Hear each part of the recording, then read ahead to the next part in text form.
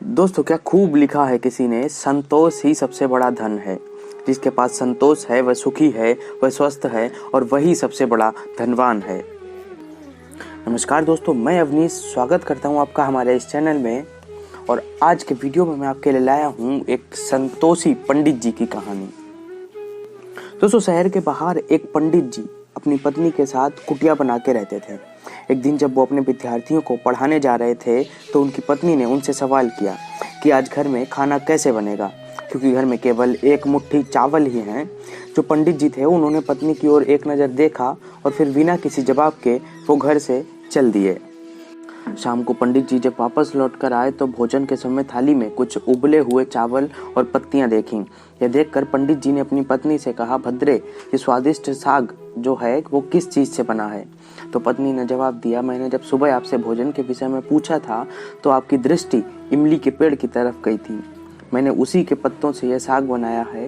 पंडित जी बड़ी निश्चितता के साथ बोले, अगर इमली के पत्तों का साग इतना स्वादिष्ट होता है तो फिर हमें चिंता करने की कोई आवश्यकता नहीं है। अब तो हमें भोजन की कोई फिक्र ही नहीं रही।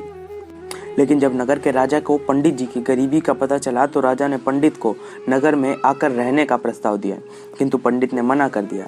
तो राजा हैरान हो गए और स्वयं जाकर उनकी कुटिया में उनसे मिलकर इसका कारण जानने की इच्छा की।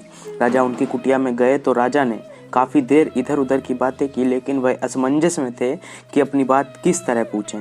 लेकिन फिर उन्होंने हिम्मत करके पंडित जी से पूछ ही लिया कि आपको किसी चीज़ का कोई अभाव तो नहीं है? पंडित जी हंस कर बोले, ये तो मेरी पत्नी ही जाने। इस पर राजा ने पत्नी की तरफ देखा और वही सवाल किया। तो पंडित जी की पत्नी ने बहुत सुंदर जवाब दिया, अभी मुझे किसी भी तरीके का कोई अभाव नहीं है, क्योंकि मेरे पहनने के वस्त्र इतने नहीं फटे कि वो पहने ना जा सकें, और पानी का मटका तनिक भी नहीं फूटा कि उसमें पानी नहीं आ सके। और इसके बाद मेरे हाथों की चूड़ियाँ जब तक हैं मुझे किसी भी चीज़ का कोई अभाव नहीं हो सकता। और फिर सीमित साधनों में ही संतोष की अनुभूति हो तो जीवन का आनंद ही अलग होता है।